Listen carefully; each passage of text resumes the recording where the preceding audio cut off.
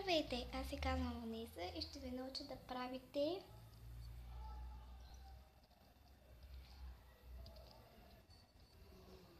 ето такова плетено топче. Добре, да не забравим подскачащо. Добре, ще са ви нужни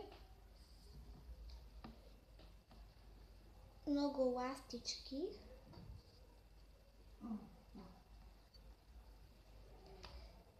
хартия и това просто.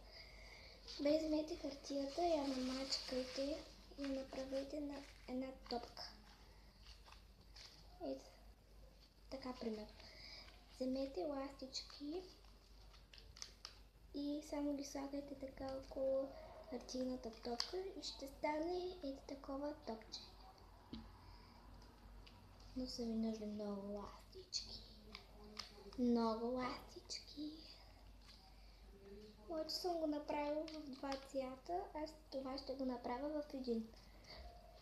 Добре, щом сте разбрали как се прави,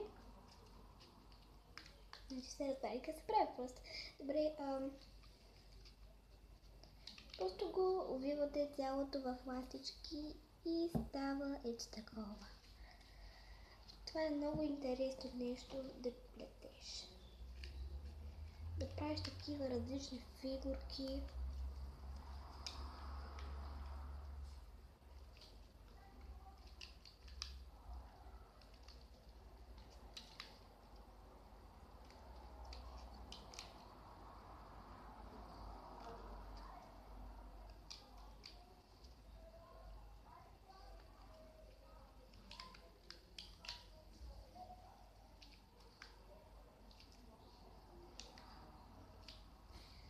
Се е получило малко такова овално, го сплескайте така,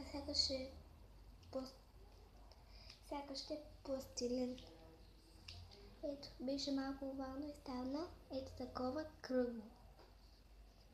Абсолютно същия размер.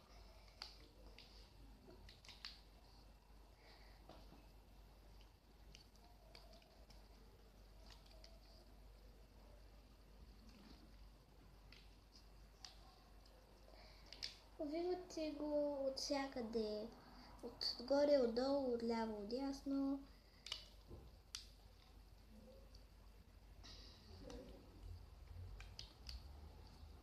Това трябва да ви се е получило. Ако има ето такива пропоцепи, вземете пак ластички и ги запълнете с ластички. Добре, запълнихме процепите, нашите топчета са готови.